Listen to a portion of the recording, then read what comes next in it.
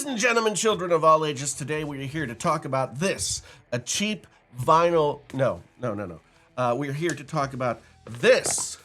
This, ladies and gentlemen, is the Kindle Scribe. It is a Kindle, but it has a few tricks up its sleeve. The trick really being this. This is the Kindle Scribe pen. This is the Kindle Scribe pen. This is the fancier version, the premium Kindle Scribe pen. My first review on YouTube was actually a Kindle 2, and it was terrible. It was a terrible review. The Kindle itself was actually pretty good for the time, but it has long been unlisted, that video. You can't watch it. I'm not going to make it no, you can't watch it. But you can watch this video in which I talk about the Kindle Scribe. That's for the thumbnail. What is the Kindle Scribe? You have here 10.2 inches of screen. You have a little bezel on the side here that you can use to hold it. Glass, matte glass on the top. 300 ppi, which is like DPI, which is PPI, pixels per inch. Makes everything look really good, okay? So when you tap into a book, you've got all kinds of good-looking text to read. So you've got your books, then you can tap up here and make a bookmark, because I don't want to bookmark. Tap up here, go back home. One thing I will say, the Kindle Scribe is faster than the other Kindles. Even the Kindle Oasis that I have, that's only a couple of years old, this Kindle Scribe is faster, which is good because Kindles have been kind of slow. If you look up here, you'll see that there's a notebooks tab where you can just hit that and then you go to your notebooks. You can do all kinds of different things. So you see here, I have musical notation that I can write, and you erase with this with the end of the pen. So musical notation, okay, ta-da. You can say, hi, my name is Jason. And then this little button goes like this. When you press the button, it highlights whatever you want to highlight, which is nice. So that's the difference between the Premier pen and the basic pen. There are three different models of Kindle Scribe that you can get. There is the 16, 32, and 64 gigabytes. The smallest storage, the 16, that's what I have here, starts at $369, while 32 gigabytes is $389, and 64 gigabytes is $419. That is a lot of dollars for a Kindle. And I guess what you're paying for is the fact that you can do this stuff with it. The note-taking and such is what people really care about.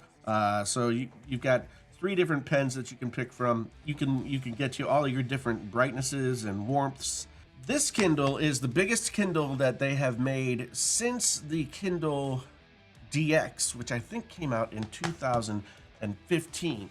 So 10.2 inch screen, and you can see when you pull up a book, you get a lot of text. You get a lot of text here. The next question might be, why is Amazon putting out a Kindle with a pencil or a pen or a premium pen? Why is Amazon doing this? Well, it's in response to what has become a growing trend of e-ink tablets. There are companies like Remarkable and Box or Books, Boox, and some other companies out there that have released e-ink tablets that can act as notepads, that can act as e-readers. They can do a lot of different things. The Kindle, by comparison, the Kindle Scribe is very simple. It can do two things. It can allow you to read books just like any Kindle, and it does it really well as long as you don't mind the larger size. The size actually does kind of bother me in terms of just holding it to read. It's not heavy, but it's just big. It also doesn't have the physical buttons that the Oasis has, and I like the physical buttons because that was something I really liked about Kindles, and they took them away until the Oasis. You might be asking yourself after you ask yourself, why would Amazon want to do this? You might be asking yourself, well, what is the point of having an e-ink tablet as opposed to an iPad or a Surface Pro or anything else that you can use a pencil-like device and a screen? You've got your Galaxy Fold line, you've got your Galaxy Note line. There are a few others that have pen input. The one thing that I can say with the Kindle is, see, you have here a bunch of different types of lined paper that you can use. You've got ruled, you've got college ruled, you've got fatter ruled, you've got to-do boxes, you've got dots, you've got graphs, you've got vertical ruled, you've got calendar views, you've got all the different kinds of stuff. Using e-ink as a way to write is a better experience than using an iPad or any of the other devices that are not e-ink.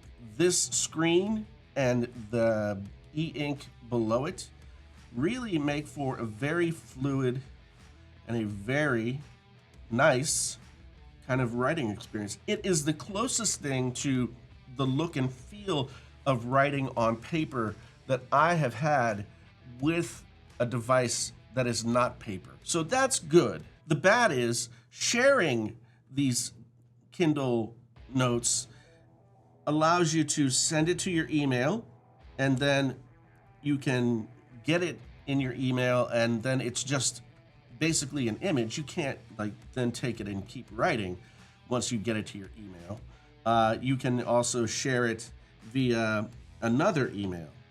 That's basically it. You can only use this to write on inside of the Kindle Scribe itself. And that, ladies and gentlemen, is a fatal flaw for me, because when I'm using something like the iPad, or when I'm using something like the Galaxy Note or the Galaxy Folds, I can then have those things in note form elsewhere.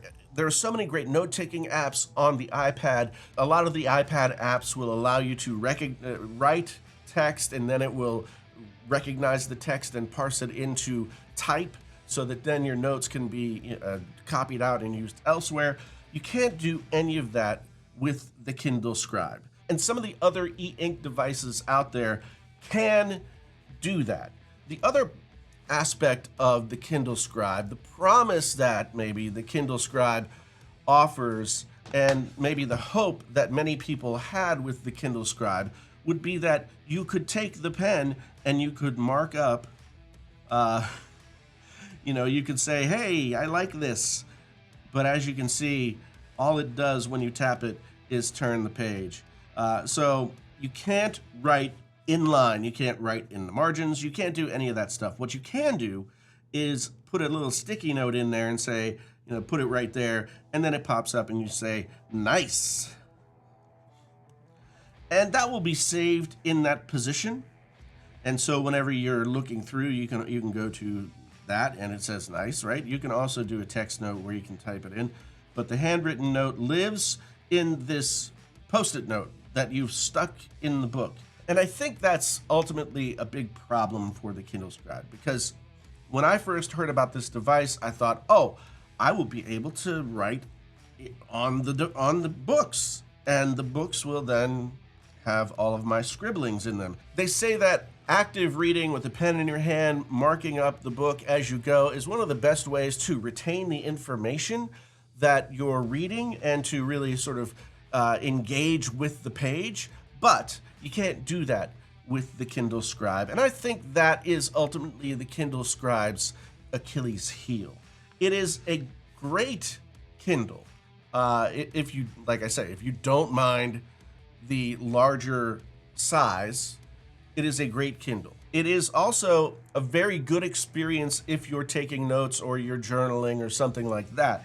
But you have to be okay with the fact that taking notes or journaling or storyboarding or writing out a composition on musical notation paper, as long as you're cool with those things living inside the Amazon ecosystem and not being able to exit other than to email it to yourself, as long as you're okay with that, it is a very simple device that performs well. I've always loved the Kindle because it was a single-use device. The only thing you could do on it was read books.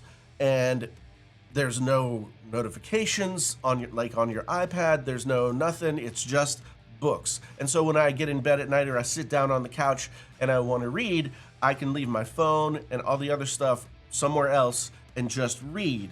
And I think that in a world of multi-use devices where everything that you have is a Swiss Army knife of all the stuff that you could possibly ever hope for, a single-use device like a Kindle is really, really valuable. However, once you add the note-taking aspect in, it's basically like you have a Kindle and you have a notepad. Is it worth the price where that can go all the way up to $420 and then an extra $60 for this premium leather case? I think this is what they call vegan leather. Amazon's case was the only one available when I bought this a few weeks ago. So I bought it, and you see it has a little loop here for the pencil, and that's great. But this is supposed to be like the nice premium Amazon cover. And this is not nice. This is vinyl. It has some kind of leather-like pattern on it. It just looks fake. And you turn it around to the other side, it looks fake. You open it up, and on the inside, it's blue.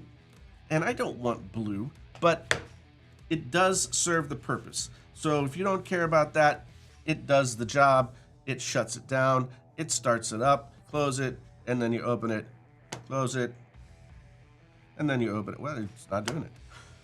At any rate, I can't really recommend the Kindle Scribe unless you are okay with and excited about using it on the very limited basis that I described. I am going to be sending this back. I'm going to stick with my Kindle Oasis and taking notes on the iPad and on the other various electronic devices that I have that have much more feature-packed opportunities to get work done.